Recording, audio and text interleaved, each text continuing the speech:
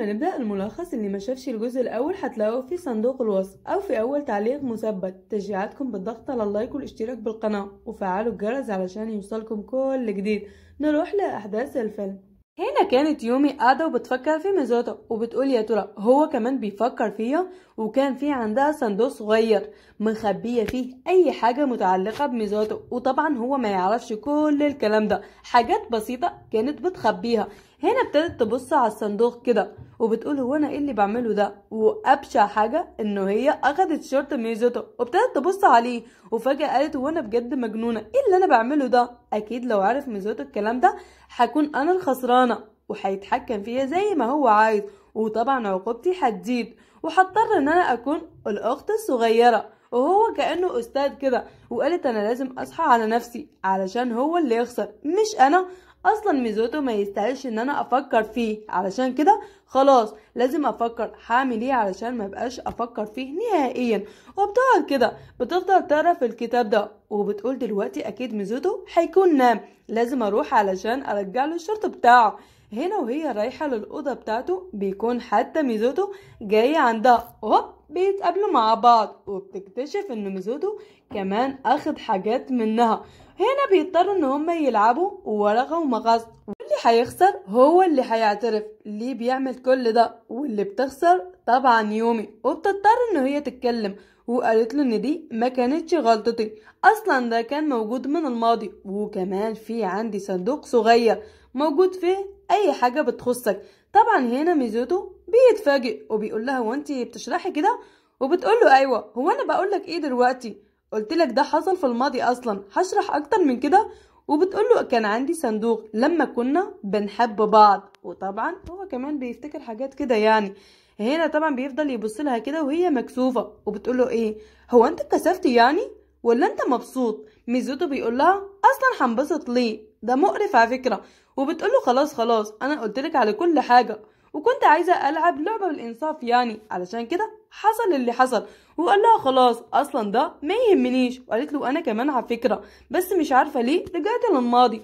وقال لها على العموم احنا الاتنين غلطنا، خرجنا عن الحدود. تقول له طب هتعمل ايه علشاني يا اخي الصغير؟ بيقول لها انا مش هستسلم على فكره، انت اللي اختي الصغيره، علشان كده هنتصرف بعدل، كل واحد منا هيطلب طلب من التاني. بتقول له طلب؟ خلاص انا موافقه ما عنديش اي مانع. بيقول لها تمام اتفقنا، علشان كده هنضطر نمثل يوم تاني ان احنا اخوات بنحب بعض. وبتقول له خلاص.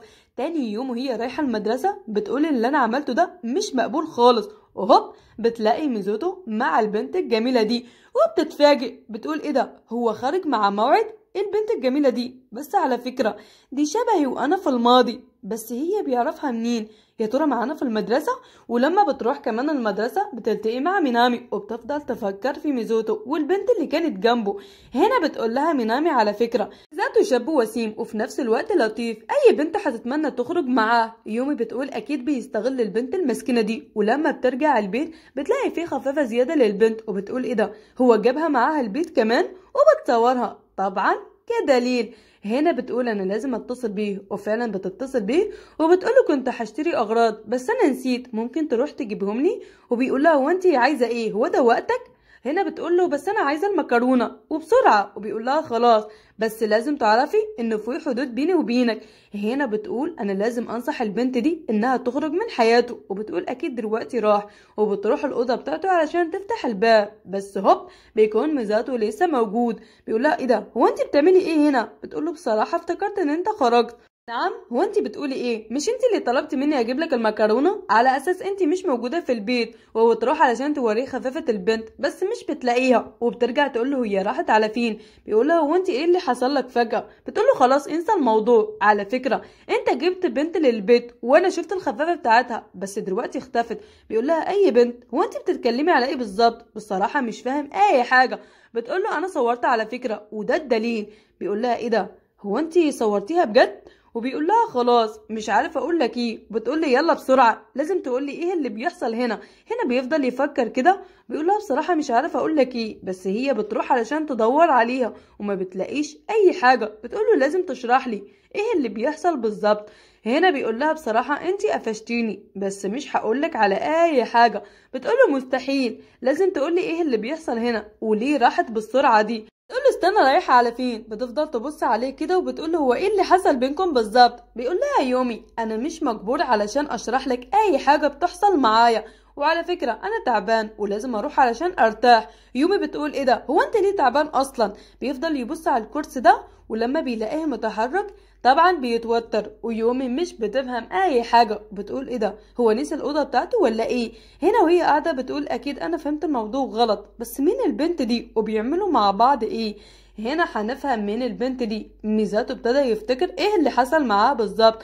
لما كان في المكتبة جات عنده بنت وطبعا هو ما كانش عارفها، وقال لها هو انت مين؟ انا ما اعرفكيش. بتقوله ميزاتو ممكن نتوعد مع بعض وبعد فترة نتجوز. بيتفاجئ وبيقولها هو انت بتقولي ايه؟ بتفضل تضحك كده. هنا بتشيل النضارات وحتى البالوكة دي وبيعرف انه دي مينامي. بيقول لها ايه ده؟ يعني انت معجبة بيا؟ بتقوله يعني بس لو بتحب خلينا نخرج مع بعض، وعلى فكرة انا مش بكرهك، بس ممكن نخرج مع بعض ويمكن بعد فترة نتجوز، وهكون قريبة من يومي. يعني هي بتعمل كل ده علشان تتقرب من يومي وتكون زي اختها. يعني مينامي معجبة بيومي وبشخصيتها، وبتقوله هي بجد شيطانة صغيرة خلتني احس بالاحساس ده، علشان كده لما هنكون اخوات هنكون طول الوقت مع بعض، وكمان هنلبس مع بعض لبسنا. بيفضل يبص عليها وهو متفاجئ منها وبيوافق طبعا. هنا بتفضل لازقاله طول الوقت وطبعا هو مش قادر يقول اي حاجة. بتقوله كمان هنعيش مع بعض في نفس البيت، وبيقولها بجد مليت منك. بيروح وبيتصل بكنامي بيقوله الحقني، هو انت تعرف مينامي من زمان صح؟ هي اي نوع من الاشخاص؟ كنامي بيقوله ما عندهاش نضج خالص، لما بتحط عينيها على حاجة لازم تاخدها، وكل يوم بيزيد حماسها اكتر واكتر، وهوب في يوم مش متوقع بتنفجر. علشان كده هقولك على حاجة مهمة. هي في الثانوية كان عندها حبيب، كانت متعلقة به جدا وطبعا كانت مخلصة ليه، وكانوا بيقضوا وقت طويل مع بعض. طبعا كانت مينامي بتعمله اي حاجة هو عايزها، اي حاجة كان بيطلبها منه كانت بتجيبها له، وطبعا كان معجب بيها جدا، بس هي مولعة بيه اكتر واكتر. بعد 3 شهور مش هقولك حصل ايه، الشاب انهار من التوتر واخدوه المستشفى. طبعا كل ده بسبب مينامي، وده هو الجانب المخيف فيها. بسببها ممكن يموتوا اشخاص، والمشكله الكبيره انها مش بتحس بتأنيب الضمير خالص، وكأنها ما عملتش اي حاجه. ميزاتو بيقوله مش للدرجه دي يعني، وفي نفس الوقت مش صعب ان انا اتخيل، علشان بصراحه حسيتها انها بتتصرف بطريقه غريبه وبتتكلم كتير كأنها تعرفني من زمان.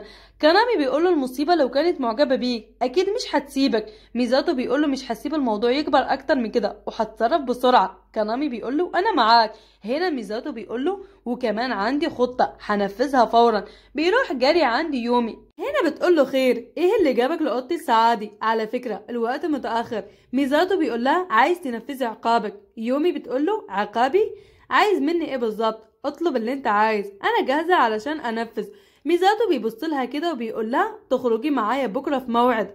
طبعا يومي بتتفاجئ، وده احسن عقاب بالنسبة ليها، علشان ده اليوم اللي كانت بتستناه من زمان. وخلص الملخص، يلا سلام.